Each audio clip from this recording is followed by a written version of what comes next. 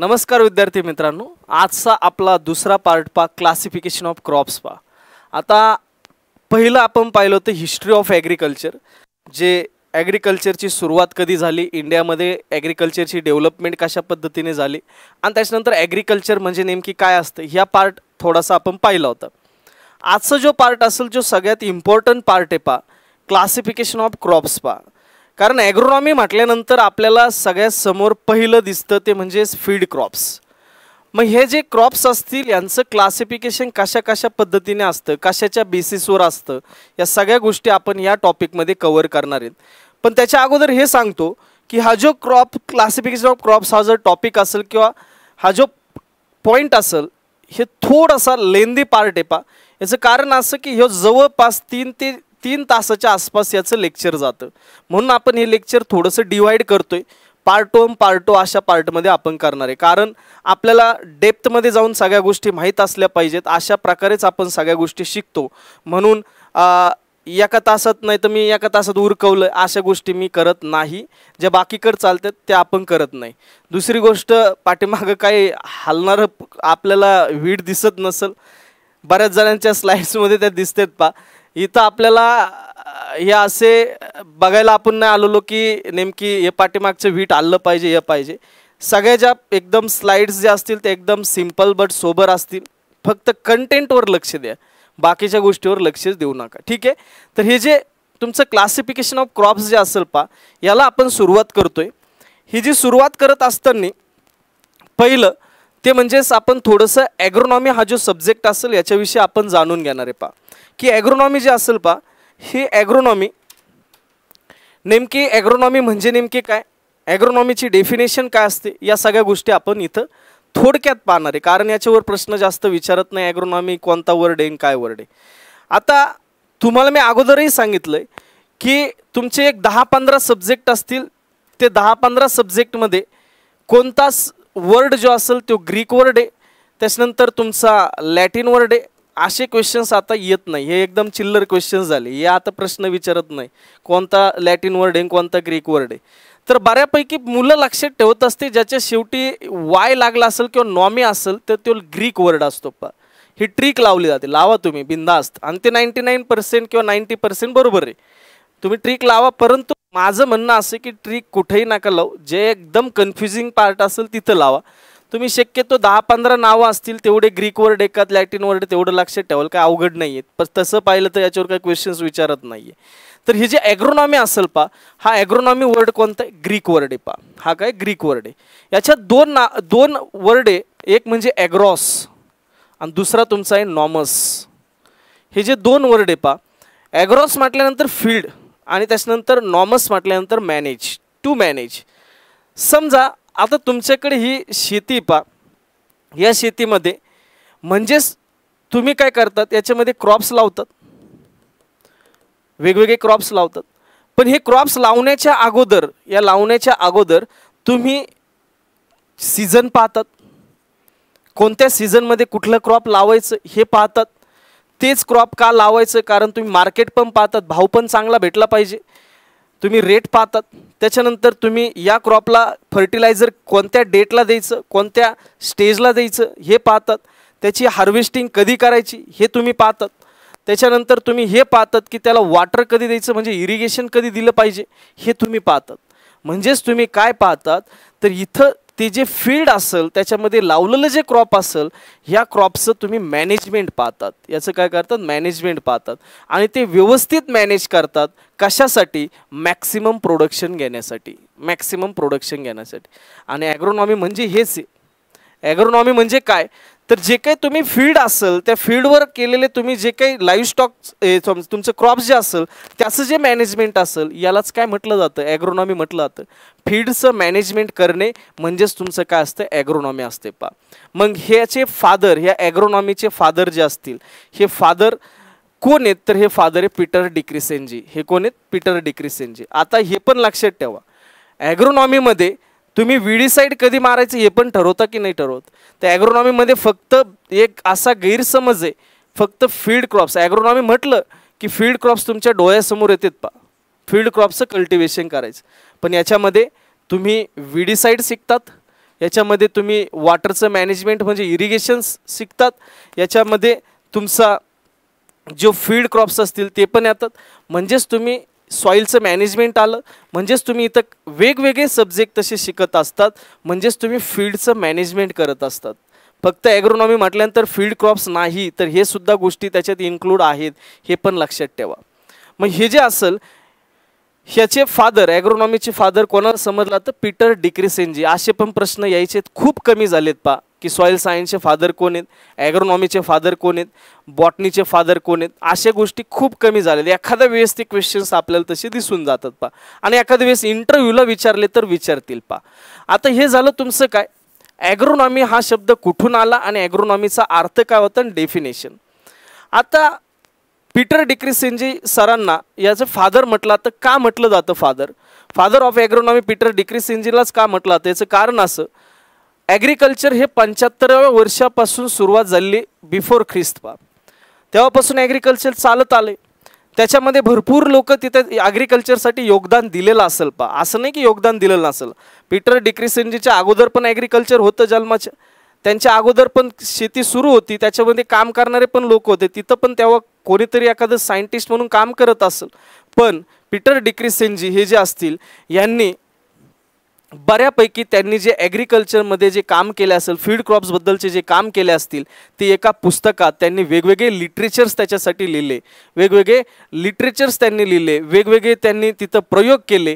हे सगळ्या ज्या गोष्टी असतील, मॅनेजमेंटच्या प्रॅक्टिसेस असतील, वेगवेगळ्या तुमच्या लिटरेचर असतील, त्याच्याबद्दलच्या प्रॅक्टिसेस असतील, या सगळ्या गोष्टी त्यांनी एका बुक्समध्ये लिहून ठेवल्या पा, बुक्समध्ये लिहून ठेवल्या. तर ते बुक्समध्ये लिहून ठेवल्या आणि त्याला नाव दिलं, त्या बुक्सचं नाव आहे पा ओपस रुरॅलियम कामोदारम. ओपस रुरॅलियम कामोदारम हे नाव आहे पा, लक्षात ठेवा, बुक्सचं नाव आहे. हे बुक्सला दुसरंच नाव आहे, म्हणजे अजून एक नाव आहे, म्हणजे तेच बुक आहे पण त्याला अजून दुसरं एक नाव आहे, ओपस रुरॅलियम कोमोडोरम. तिसरं नाव आहे रुरॅलियम कोमाडो. असे वेगवेगळे 3 नाव आहेत पा. या बुकमध्ये तुम्हाला फील्डचं मॅनेजमेंट कसं करायचं, त्याचे प्रॅक्टिसेस कसे असले पाहिजेत, त्याच्यानंतर जे काय तुमचं फील्ड क्रॉप्स असतील ते कशा पद्धतीने ग्रो करायचे, त्याच्यानंतर रुरल भागाविषयी बऱ्यापैकी त्यांनी सगळ्या गोष्टी लिहिलेल्या आहेत. तर हे जे बुक असेल, हे बुक रुरल भागाविषयी सुद्धा आहे, हे पण लक्षात ठेवा. हे जे बुक असेल, हे बुक पीटर डिक्रिसेंजीचं हे बुक रुरल भागाविषयी सुद्धा आहे, त्याच्यामध्ये फील्ड क्रॉप्स या सगळ्या गोष्टीचं मॅनेजमेंट दिलेलं आहे. तर हे बुकमध्ये सगळ्या गोष्टी व्यवस्थितरित्या त्यांनी लिटरेचर जे असतील त्या सगळ्या व्यवस्थित पद्धतीने ते मांडलं आहे, म्हणून त्यांना म्हटलं जातं फादर ऑफ ॲग्रोनॉमी. म्हणून त्यांना काय म्हटलं जातं, फादर ऑफ ॲग्रोनॉमी म्हटलं जातं पा. आता त्याच पद्धतीने इंडियन सोसायटी ऑफ ॲग्रोनॉमी हे इंडियामध्ये काम करते पा 1955ला. तर हे आपल्याला थोडासा इतिहास कळा, टिलेज वगैरे हे कोणी स्टार्ट केलं, काय केलं, हे टिलेज चॅप्टरमध्ये पाहणार आहे. फक्त आता थोडक्यात ॲग्रोनॉमीबद्दल आपण बोलतोय. तर the Indian society of agronomy जे असेल पा आपल्या इंडियामधली, तर 1955ला याची इस्टॅब्लिशमेंट झाली. ह्याच्यामध्ये नेमके कोण असतं सर, हे काय काम करतील, त्याच्यामध्ये जे प्रोफेशनल सायंटिस्ट लोक असतील पा, प्रोफेशनल सायंटिस्ट लोक असतील, हे सायंटिस्ट लोक याचे मेंबर असतात. हे सायंटिस्ट लोक काय असतात, याचे मेंबर असतात जे ॲग्रिकल्चरमध्ये काम करत असतात इंडियामध्ये. इंडियामध्ये ॲग्रिकल्चरमध्ये काम करणारे जे सायंटिस्ट लोक असतील त्यांची ही एक बॉडी आहे, त्याचं नाव आहे the Indian society of agronomy. ही स्थापन झालेली 1955ला पा. याचं हेडक्वार्टर नवी दिल्ली IRI मध्ये पा. IRI मध्ये यांचं हे हेडक्वार्टर पा. मग यांचं काम काय असतं, जे तुमचे लॅबमध्ये रिसर्च चालतात, लॅबमध्ये जे रिसर्च चालतात, हे रिसर्च लोकांपर्यंत पोहोचले पाहिजेत, लोकांपर्यंत ते गेले पाहिजेत. तर हे लोकांपर्यंत जातील कसे, मग तर एका जर्नलच्या माध्यमातून ते जातील पा. म्हणजे यांचं जे माध्यम आहे स्प्रेड करण्याचं किंवा एक्सटेन्शन करण्याचं, ते जर्नल आहे पा. तर एक जर्नल ते पब्लिश करतात आणि ते पब्लिश केलेल्या जर्नलचं नाव आहे पा इंडियन जर्नल ऑफ ॲग्रोनॉमी. बरेच जेवढे की MSc होल्डर्स असतील पा, त्यांना सगळ्यांना वाटत असते की माझा जो थिसिस असेल, हा थिसिस इथं गेला पाहिजे, इथं गेला पाहिजे. कारण ह्या जर्नल जे असेल, हे जर्नल आता थिसिस पण त्या पद्धतीने व्हायला पाहिजे, नुसते कॉपी पेस्ट करून फायदा नाहीत. तर थिसिस पण तसा असला पाहिजे. तो थिसिस जर समजा तुमचा चांगला असेल तर याच्यात पब्लिश ते होऊ शकतो पा, याच्यात पब्लिश होऊ शकतो. तर हे जे तुमचं जर्नल असेल इंडियन जर्नल ऑफ ॲग्रोनॉमी, ते पब्लिश करणारं कोण असते, the Indian society of agronomy, हे लक्षात ठेवा. लक्षात आलं. तर हे ॲग्रोनॉमीबद्दलचा थोडक्यात इतिहास पाहिला. आणि आजचा जो मेन टॉपिक आहे तो आता सुरू होतोय, तो म्हणजेच क्लासिफिकेशन ऑफ क्रॉप्स पा.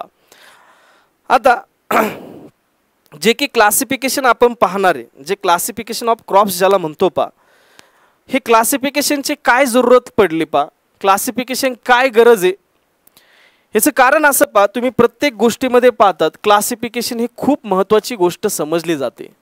का समजली जाते हो, याचं कारण वेगवेगळे आहेत पा, वेगवेगळे कारण आहे. तुम्ही जर पाहिलं असेल, याचं जर एक्झाम्पल जर पाहायचं म्हटलं तर तुमचे जी लॅब असते पा, लॅब पुस्तकांची लॅब असते पा, ती जे वाचनालय असते त्या वाचनालयामध्ये तुम्हाला व्यवस्थितरित्या असे बुक्सच्या रॅक दिसतात पा. 1 number 2 number 3 number 4 number 5 number 6 number अशा रॅक दिसतात. आणि त्या रॅकवरती पर्टिक्युलर ते पुस्तक ठेवले असते. समजा इथं सॉईल सायन्सचं पुस्तक ठेवलंय पा, समजा ह्या रॅकमध्ये फक्त ॲग्रोनॉमीचे पुस्तक असतील, त्याच्यातही ऑब्जेक्टिव्हचा पार्ट वेगळा, डिस्क्रिप्टिव्हचा पार्ट वेगळा, प्रॅक्टिकलचा पार्ट वेगळा, असं एकदम सिस्टमॅटिक पद्धतीने केलेलं असते. हे का करतात, याचं कारण असं, जर मी ह्या लॅबमध्ये जर एंट्री मारली आणि जर मला जर फक्त ॲग्रोनॉमीबद्दल बोलायचं असेल किंवा ॲग्रोनॉमीबद्दल अभ्यास करायचा असेल तर मला ॲग्रोनॉमीमध्ये गेल्यानंतर मला ह्या 2 नंबरमध्येच जाईल आणि त्याच्यानंतर मी तिथलं ऑब्जेक्टिव्हचं पाहिजे का डिस्क्रिप्टिव्हचं पाहिजे की प्रॅक्टिकल बेसिसवर पाहिजे, हे पुस्तकं याच्यापैकी मी एक पुस्तक तिथून काढायला मला सगळ्यात सोपं जाईल.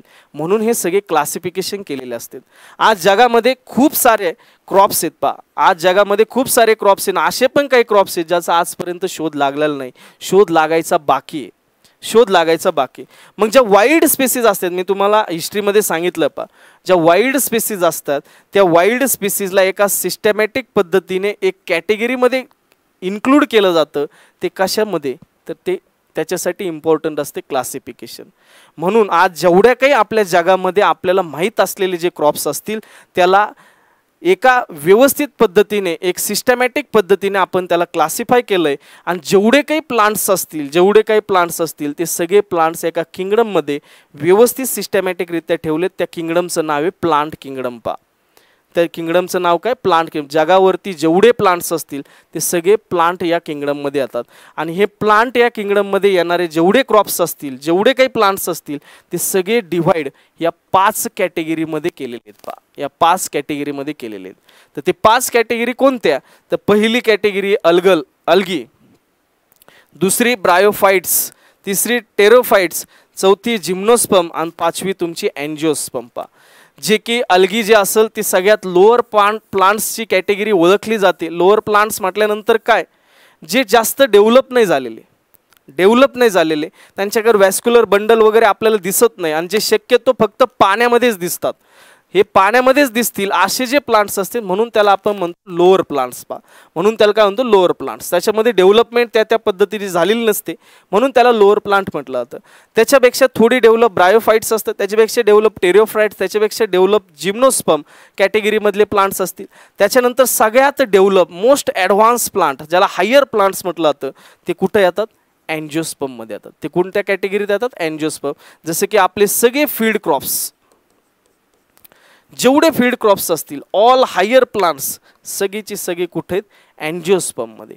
याच्यामध्ये प्रॉपर डेव्हलपमेंट झालेली असते, प्रत्येक पार्ट आपल्याला व्यवस्थितपणे दिसतो म्हणून याला हायर प्लांट म्हणतात किंवा ॲडव्हान्स प्लांट म्हणतात पा. ते सगळे कोणत्या कॅटेगरीत येतात, अँजिओस्पर्म पा. जगातले सगळे प्लांट्स ह्या 5 कॅटेगरीत आहेत आणि या 5 कॅटेगरीमधले जेवढे आपले फीड क्रॉप्स असतील, जेवढे काय आपले हायर प्लांट्स असतील सगळे कुठे आहेत, अँजिओस्पर्म या कॅटेगरीत आहे. म्हणून आपल्याला हे वरचे जे 4 कॅटेगरी ते इम्पॉर्टंट नाही, आपल्याला सगळ्यात इम्पॉर्टंट काय, अँजिओस्पर्म ही सगळ्यात इम्पॉर्टंट आहे पा. मग म्हणून आपल्याला अँजिओस्पर्म व्यवस्थितरित्या पाहिजे पा, अँजिओस्पर्म कॅटेगरी पा. त्याच्या अगोदर ब्रायोफाइट्स, अल्गी जे असेल, मी अल्गीबद्दल बोललोय पा. याच्यात कुठल्याही प्रकारचं, हे फक्त पाण्यामध्येच दिसतात, याच्यात कुठल्या प्रकारचे जी बॉडीचे जे स्ट्रक्चर्स असतील ते डेव्हलप झालेले नसते. जसं की शेवाळ पा, शेवाळ जे असेल ते आपल्याला पाण्यामध्येच दिसते. समुद्रात जा तुम्ही त्याच्यानंतर आपले जे इन्स्ट्रुमेंट असतील त्याच्यामध्ये दिसतात पा. तशी शेवाळ जर दिसत असेल तर ते काय, लोअर प्लांट्स आहे पा, लोअर प्लांट्स आहे. मग आता त्याच्या पुढची कॅटेगरी कोणती, ब्रायोफाइट्स पा. त्याच्या पुढची कोणती, ब्रायोफाइट्स. ही सुद्धा पाण्यामध्येच दिसते पण त्याच्यात थोडंसं डेव्हलपमेंट. ब्रायोफाइट्समध्ये असे प्लांट्स असतात ज्याच्यामध्ये वॅस्क्युलर बंडल डेव्हलप झालेले नसतात. मग वॅस्क्युलर बंडल ही टर्म काय सर, वॅस्क्युलर बंडल म्हणजे नेमकी काय, तर आपण पाहिलं असेल की प्लांट्समध्ये एक तुमचं झायलेम असते आणि एक तुमचे फ्लोएम असते पा. झायलेमचं काम काय असते, तुम्ही जे इरिगेशन थ्रू पाणी देताय किंवा पावसाचं पाणी पडतंय ते पाणी जमिनीत मुरल्यानंतर मुळा थ्रू ते पूर्णपणे बॉडीपर्यंत पोहोचते. मग हे पूर्ण बॉडीपर्यंत पोहोचवण्यासाठी कोणतरी एक सिस्टीम पाहिजे. ती सिस्टीम कोणती? झायलेम. ती सिस्टीम कोणती? झायलेम. आणि जे तुम्ही फर्टिलायझर देतात पा, जे तुम्ही फर्टिलायझर्स देतायत ते फर्टिलायझर्स म्हणजे जे न्यूट्रिएंट्स तुम्ही प्रोव्हाइड करतायत ते न्यूट्रिएंट्स प्रोव्हाइड केलेले सगळे कुठं जाणार आहेत? तुमच्या पूर्ण प्लांट्समध्ये डिवाइड होणार आहेत. तर ते डिवाइड होण्यासाठी काय असते? तुमची एक सिस्टीम, ते म्हणजे फ्लोएम. ती म्हणजे फ्लोएम. तर या दोन सिस्टीमला एकत्रितरित्या एक शब्द आहे, त्याचं नाव आहे व्हॅस्क्युलर बंडल. त्याचं नाव काय? Vascular bundle. असे व्हॅस्क्युलर बंडल्स म्हणजेच आपल्याला सिस्टीम आपल्याला याच्यामध्ये दिसत नाहीत. व्हॅस्क्युलर बंडल दिसत नाही. त्याच्यानंतर तुमचे स्पोर जे असेल ते याच्यामध्ये तयार झालेले दिसत नाही, म्हणून हे लोअर प्लांट्समध्ये येतात पा. दुसरं टेरिओफाइट्स पा. टेरिओफाइट्स किंवा ऑदर्स मध्ये टेरिओफाइट्स जे असेल ही कॅटेगरी जी असेल पा, ही कॅटेगरीमध्ये नेमकी काय? याच्यामध्ये व्हॅस्क्युलर प्लांट्स याला म्हटलं जातं किंवा व्हॅस्क्युलर बंडल डेव्हलप झालं असं तुम्ही पाहिलं असेल. हे त्याचं शूट आहे, हे त्याचे लीफ आहे पा. हे सगळं आपल्याला ठीकठाक प्रमाणात दिसते पा. व्हॅस्क्युलर टिश्यू आपल्याला दिसतात. दुसरं याच्यात एक टेरिओफाइटचा एक महत्त्वाचा मुद्दा असा आहे, याचे जे सीड्स असतात ना, हे सीड्स जे असतील, जे सीड तयार होत असतात प्लांटमध्ये, हे याच्यात तयार होत नाही. हे याच्यात तयार होत नाही, हे लक्षात ठेवा. सीड्स आपल्याला तयार झालेले दिसत नाही टेरिओफाइट्समध्ये. आता याच्यामध्ये दुसरी महत्त्वाची गोष्ट जिम्नोस्पर्म आहे पा. जिम्नोस्पर्म. जिम्नोस्पर्म काय? तर जिम्नोस्पर्म ही त्याच्यापेक्षा थोडीशी डेव्हलप आहे पा, थोडीशी डेव्हलप. याच्यामध्ये व्हॅस्क्युलर बंड म्हणजेच तुमचं व्हॅस्क्युलर बंडल हे तुमचं पूर्णपणे डेव्हलप झालेलं दिसतं. त्याच्यामध्ये सीड लागलेले दिसतात, पानं फुलं फळं सगळे दिसतात, म्हणजेच व्हॅस्क्युलर बंडल त्याचे डेव्हलप आहेत. दुसरी महत्त्वाची गोष्ट वुडी ट्रीज दिसतात पा, म्हणजेच तुमचं लाकूड स्वरूपात दिसते पा. याच्या फांद्या वगैरे सगळ्या लाकडाच्या स्वरूपात आपल्याला दिसते पा. दुसरं याचे जे सीड्स असतील पा, हे जे सीड्स असतील हे डोळ्याने आपल्याला दिसतात पा. डोळ्याने आपल्याला दिसतात. इथं सीडच तयार होत नाही टेरिओफाइट्स. जिम्नोस्पर्ममध्ये सीड्स आपल्याला डोळ्याने दिसतात, सीड्स लागलेले दिसतात. हे जिम्नोस्पर्मची खासियत आहे. आणि त्याच्यानंतर सगळ्यात महत्त्वाचं जे आपल्यासाठी ते म्हणजे अँजिओस्पर्म, ज्याला हायर प्लांट्स त्याच्यामध्ये येतात पा, म्हणजेच जे फील्ड क्रॉप्स असतील ते. आता जे अँजिओस्पर्ममध्ये जे प्लांट्स येतात याच्यामध्ये व्हॅस्क्युलर बंडल डेव्हलप असते, म्हणजे पानं फुलं फळं जायलेम फ्लोएम सगळंच व्यवस्थितपणे दिसतं. आणि दुसरं म्हणजे याचं जे सीड्स असते, हे जे सीड्स असतील पा, याला कोणीतरी बाजूने कव्हर केलेलं आपल्याला दिसतं, बाजूनी कव्हरिंग असतं. हे तसं नेकेड सीड्स असतं, म्हणजे डायरेक्ट सीड आपल्याला दिसतं. हे कसे असतात? याला कव्हरिंग असतं. म्हणजे हे सगळ्या गोष्टी याच्यात, रूट्स चांगले डेव्हलप, शूट चांगले डेव्हलप, सगळं डेव्हलप, सीड्स त्याला कव्हर केलेलं, असे जे प्लांट्स असतात ते येतात अँजिओस्पर्ममध्ये. म्हणून याला म्हणतात हायर प्लांट्स किंवा मोस्ट ॲडव्हान्स प्लांट्स पा. लक्षात आलं? तर हे अशा 4-5 कॅटेगरी आपल्या पडतात. त्या 4 ते 5 कॅटेगरी आपल्याला महत्त्वाच्या आहेत. परंतु पेपरच्या दृष्टीने ही कॅटेगरी जी अँजिओस्पर्म असेल आपल्या दृष्टीने ॲग्रिकल्चरच्या, आपण ॲग्रोनॉमी पाहतोय, तर ही कॅटेगरी खूप महत्त्वाची आहे आपल्या दृष्टीने. आता याच्या पुढं अँजिओस्पर्म आपलं, कारण ही कॅटेगरीच आपल्याला महत्त्व, बाकीचं आपल्याला विचारणार नाही पेपर, पण ही विचारतील. तर हे आपल्याला माहीत असलं पाहिजे याच्यामध्ये काय काय असते. तर याच्यामध्ये मी आत्ताच सांगितलं हायर प्लांट्स येतात, जे मोस्ट ॲडव्हान्स प्लांट असतात, ज्याच्यामध्ये सगळे पार्ट डेव्हलप असतात, असे प्लांट्स तुमचे अँजिओस्पर्ममध्ये येतात पा. मग हे अँजिओस्पर्ममध्ये येणारे जे प्लांट्स असतील याला 2 कॅटेगरीमध्ये डिवाइड केलेलं असते त्यांच्या बॉडी स्ट्रक्चरवरून किंवा बॉटनीवरून. ते म्हणजेच तुमचं मोनोकॉट आणि डायकॉट, अशा 2 कॅटेगरीमध्ये त्या अँजिओस्पर्ममध्ये येणारे प्लांट्सला डिवाइड केलेलं आहे, डिवाइड केलं. मग मोनोकॉट कोणते असते, डायकॉट कोणते असते, ते आपल्याला डिटेल पाहिजे पा. त्याच्या अगोदर स्पर्मॅटोफाइट काय असते, ही टर्म काय असते हे आपल्याला माहीत असलं पाहिजे. कारण अशा टर्म आल्या का आपण डायरेक्ट स्किप केलेलं असतं, डायरेक्ट स्किप. कारण आपल्याला त्या गोष्टी वाचायच्या सवयच नसते, तर आपल्याला सोपं सोपं लागतं. पेपरला असे प्रश्न विचारतात. स्पर्मॅटोफाइट म्हणजे नेमकी काय? जे असे फील्ड क्रॉप्स असतील, असे फील्ड क्रॉप्स, जेवढे काही फील्ड क्रॉप्स असतील ते सगळे जे फील्ड क्रॉप्स तुमचे सीड तयार करतात, सीड तयार करतात, सीड बिअरिंग क्रॉप्स, याला म्हटलं जातं स्पर्मॅटोफाइट. हे लक्षात ठेवा टर्म. स्पर्मॅटोफाइट म्हणजे काय?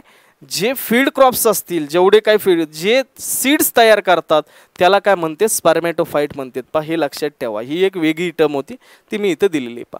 आता आपल्याला पाहिजे मोनोकॉट आणि डायकॉट, नेमकी जे अँजिओस्पर्ममध्ये डिवायडेशन झालं ते कसं.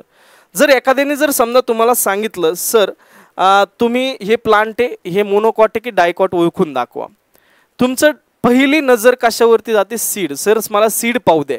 सीड पाहिल्यावर मी सांगेल हे मोनोकॉट आहे की डायकॉट आहे, हे तर कोणी सांगेल. मोनोकॉट आहे का डायकॉट आहे सीडवरून लगेच समजतं.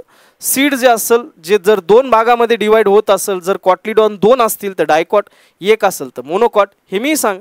पण अदर पार्ट्सवरून सांगू शकतात का तुम्ही? 100% सांगू शकतात, 100% सांगू शकतात. हे जवळपास 95 ते 99% ह्या ज्या गोष्टी असतील या गोष्टीवरून तुम्ही समजू शकतात की हे प्लांट आहेत मोनोकॉट की डायकॉट. मग फक्त सीडवरून कळतं का? तर नाही, आपल्याकडे रूटवरून पण कळलं जातं ते क्रॉप मोनोकॉट की डायकॉट आहे. वॅस्क्युलर बंडलवरून कळलं जातं, लीफवरून कळलं जातं, फ्लावर्सवरून कळलं जातं की ते प्लांट हे मोनोकॉट की डायकॉट आहे. मग याच्यामध्ये एवढं लक्षात आपल्याला माहीत असते की एक जर कॉटलिडॉन असेल तर त्याला मोनोकॉट आणि 2 कॉटलिडॉन जर असेल तर त्याला डायकॉट. आता तुम्ही पाहिलं असेल हरभऱ्याचं बी असं असते पा, थोडंसं अशी इथं हे असते, याच्यावरून 2 साईड होत, इकडचा कॉटलिडॉन सेपरेट, इकडचा वेगळा.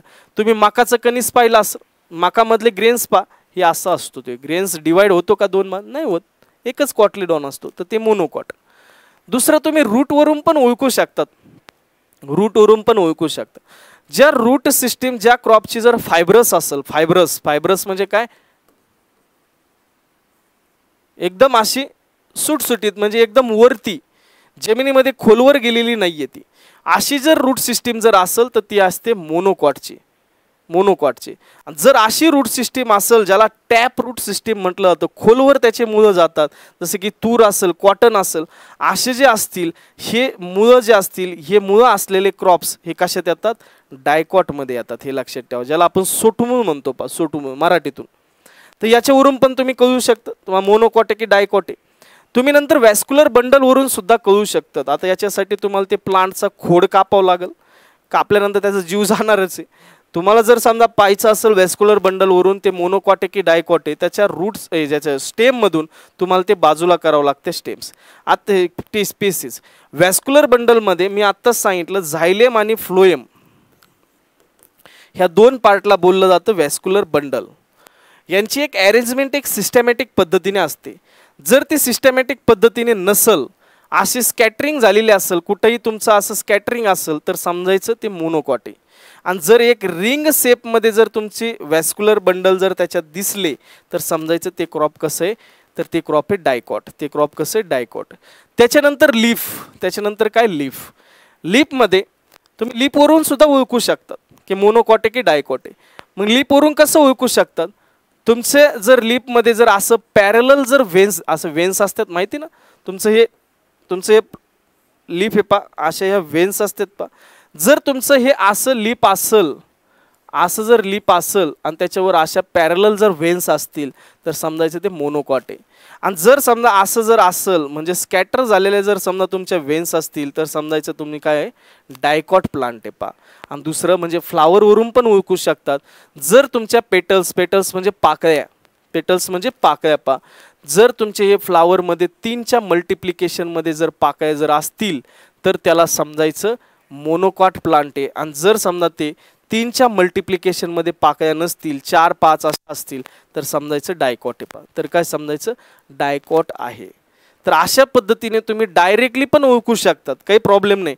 पण हे 95 असं नाही, याला एक्सेप्शन पण आहेत, पण तुमचं बऱ्यापैकी उत्तर क्लिअर निघण्याचं चान्सेस तिथं असतात पा. ठीक आहे, तर हे जनरल माहिती झाली पा, तुमचं मोनोकॉट आणि डायकॉट मधला डिफरन्स कसा तुम्ही ओळखू शकतात पा. आता इथं पा, जे की पेपरला प्रश्न विचारलेला आहे, पेपरला इथं प्रश्न विचारलेले 3 ते 4 वेळेस एवढ्या स्लाईडवरती, हे लक्षात ठेवा. आता याच्यामध्ये जे आपण मोनोकॉट डायकॉट पाहिलंय, मोनोकॉट डायकॉट आत्ता पाहिलंय की काय असते मोनोकॉट आणि डायकॉट, याला आपण याचं क्लासिफिकेशन पाहायचं. पण मोनोकॉट डायकॉटला आपण त्याच्या फॅमिलीनुसार पाहणार आहे. म्हणजे काय होतं, तुम्हाला एखाद्या फॅमिलीवरून डायरेक्ट समजू शकतं की या फॅमिलीत येणारे क्रॉप्स हे मोनोकॉट की डायकॉट, हे लगेच समजू शकतं. म्हणून आपण फॅमिलीच्या बेसिसवर या मोनोकॉट आणि डायकॉटला डिव्हाइड करतोय पा. आता जे मोनोकॉट असतील याच्यामध्ये 2 फॅमिली अतिशय महत्त्वाचे आहेत, ते म्हणजे ग्रॅमिनी आणि त्याच्यानंतर ॲलियासी. ग्रामिनी जी फॅमिली असेल याच्यामध्ये ऑलमोस्ट जेवढे सिरियल्स असतील, जेवढे सिरियल्स क्रॉप असतील, जेवढे काय, ते सगळेचे सगळे कुठे येतात? ग्रामिनी याच्यामध्ये येतात. आणि जे ग्रामिनीमध्ये येतात ते कसे असतात? मोनोकॉट असतात. ते कसे असतात? मोनोकॉट. त्याच्यामध्ये एक अजून ॲड करा, सिरियल्स बरोबर शुगर केन आणि नेपियर ग्रास, हे दोन्ही सुद्धा कसे तुमचे मोनोकॉट आहे आणि त्यांची फॅमिली कोणती? ग्रॅमिनी पा. तुमचं तसं ओनियन असेल, गार्लिक असेल, हे सुद्धा तुमचे LIC फॅमिलीमध्ये, ती LIC फॅमिलीसुद्धा कशी मोनोकॉट आहे पा, ती कशी मोनोकॉट आहे. मग डायकॉट जे असेल ज्याच्यामध्ये 2 कॉटलिडॉन्स असतील पा, 2 कॉटलिडॉन्स असतील, ते 2 कॉटलिडॉन्स असणारे याच्यामध्ये कुठल्या कुठल्या फॅमिली येतात ज्याच्यावर प्रश्न विचारलेले आहेत. प्रश्न हे पण प्रश्न विचारलेला आहे, लक्षात ठेवा. गार्लिक, ओनियन यांची फॅमिली कोणती आहे असा प्रश्न होता. आता याच्यामध्ये पा जे काही लेग्युमिनेसी फॅमिलीमध्ये क्रॉप येतात ते सगळे कसे असतात, डायकॉट असतात. ते सगळे कसे असतात, डायकॉट. मग लेग्युमिनेसी फॅमिलीमध्ये, ज्याला फॅबेसी पण म्हणतात, लेग्युमिनेसी फॅमिलीमध्ये सगळे कोणते असतात, बऱ्यापैकी पल्सेस असतात. सर पल्सेस म्हणजेच लेग्युमिनेसी फॅमिली असते का, तर हे चुकीचं आहे. हे चुकीचं आहे, हे पहिलंच सांगतोय. लेग्युमिनेसी फॅमिलीमध्ये जे क्रॉप येतात ते क्रॉप असे असतात जे क्रॉप काय करतात, नायट्रोजन फिक्सेशन करतात. ज्याच्या मुळावरती गाठी येतात पा, नायट्रोजन फिक्सेशन करतात. ते जमिनीतून किंवा एन्व्हायरमेंटवरून नायट्रोजन फिक्सेशन केलं जातं. त्या नायट्रोजनचा उपयोग आपल्या वाढीसाठी तिथं केला जातो पा. असे जे क्रॉप्स असतील ते लेग्युमिनेसी फॅमिलीमध्ये येतात पा. मग असे सगळेच पल्सेस नसतात, त्याला एक्सेप्शन असते. जसं की राजमा वगैरे असेल पा, तर एक्सेप्शन असतील, त्याला एक्सेप्शन असतील की जे लेग्युमिनेसीमध्ये असं समजलं जातं की सगळे पल्सेस हे लेग्युमिनेसी फॅमिलीमध्ये येतात, पण काही एक्सेप्शन असू शकतात. जसं की राजमासारखं पल्सेसमध्ये example pea, chickpea, pigeon pea, green gram, black gram, हे सगळे कसे लेग्युमिनेसी फॅमिलीमधले जे कसे डायकॉट आहे पा. सम ऑइल सीड क्रॉप पण येतात, पण काही पा ग्राउंडनट असेल, सोयाबीन असेल, लेंटिल असेल, हे सगळे बऱ्यापैकी डायकॉटमध्ये येतात. त्याच्यानंतर प्रश्न विचारलेला आहे, सिंपल प्रश्न होता रे, सिंपल. मालवेसी, खालीलपैकी मालवेसी फॅमिलीमध्ये येणारं क्रॉप कोणतं आहे, त्याचं उत्तर ओकरा होतं. ओकरा आणि कॉटन हे डायकॉट आहे, ते फॅमिली मालवेसीमध्ये येते. तर मालवेसी फॅमिलीमध्ये येणारे हे जे क्रॉप असतील हे कसे असतात, डायकॉट असतात. कंपोजिटी एस्ट्रेसी, हे सुद्धा पेपरला प्रश्न विचारला आहे की सॅफ्लावर या पिकाची फॅमिली कोणती, तर त्याचं नाव काय, ॲस्ट्रेसी पा. ॲस्ट्रेसी फॅमिलीमध्ये येणारे जे 2 पिकं आहेत, सनफ्लावर आणि सॅफ्लावर, यांचं सुद्धा काय असते, हे डायकॉट असते. म्हणजे याच्यामध्ये 2 एंडोस्पर्म आपल्याला दिसतात. सोलॅनेसी फॅमिलीमध्ये येणारे crop, potato, brinjal, tomato, chilli, tobacco, हे सगळे क्रॉप्स जे असतील हे कसे डायकॉट आहेत. सोलॅनेसी फॅमिली सुद्धा डायकॉटमध्ये येते. पेडिलियासी, हे सुद्धा प्रश्न विचारलेला आहे. सिसॅमम असेल, ज्याला आपण ती म्हणतो, हे सुद्धा डायकॉटमध्ये येतं. त्याची फॅमिली कोणती, पेडिलियासी. आणि लिन्सीड किंवा त्याला फ्लॅक्स म्हटलं तर हे सुद्धा फॅमिली कोणती, तुमची डायकॉट फॅमिली, ती म्हणजे लिनियासी पा. तर असे हे आपण मोनोकॉट आणि डायकॉट हे फॅमिलीमध्ये डिव्हाइड केलेले आहेत पा. तर अशा प्रकारे तुमचं बॉटनीच्या बेसिसवरती हे क्लासिफिकेशन होतं. आपल्याला याच्यामध्ये बेसिक पार्ट समजलाय की हे पहिलं क्लासिफिकेशन आपण पाहिलंय पा. पहिलं हे लक्षात ठेवा, असं नाही की हे सगळेच क्लासिफिकेशन संपले. हे पहिलं classification on the basis of तुमचं बॉटनी पा. याच्यामध्ये मोनोकॉट, डायकॉट का असतं ते आपण पाहिलं. त्याच्यानंतर तुमचं जे फॅमिलीज असतील कोणत्या मोनोकॉटमध्ये येतात, कोणत्या डायकॉटमध्ये येतात, याच्यावर प्रश्न विचारतात. त्याच्यानंतर तुम्हाला लक्षात ठेवायचं की नेमकी तुमचे अँजिओस्पर्म असतील, त्याच्यानंतर तुमचे ब्रायोफाइट्स असेल, टेरिओफाइट्स, त्यातली त्यात अँजिओस्पर्म म्हणजे नेमके कोण असते. त्याच्यानंतर तुम्हाला स्पर्मॅटोफाइट काय असतं हे तुम्हाला तिथं कळलंय पा, ज्याच्यावरती प्रश्न विचारण्याचे चान्सेस असतात. तर अशा प्रकारे हे पहिलं क्लासिफिकेशन होतं, ते म्हणजेच बॉटनीच्या बेसिसवर. ठीक आहे, तर असे आपले 2 ते 3 टप्पे होतील क्लासिफिकेशनमध्ये. तर हा पहिला पार्ट आहे. ठीक आहे, तर आपण इथं थांबूया, पुन्हा भेटूया आपण याच वेळेला, ते म्हणजेच क्लासिफिकेशन ऑफ ए क्रॉप्स याच टॉपिकमध्ये, ज्याचा पार्ट 2 असेल पा. तोपर्यंत धन्यवाद, थँक्यू.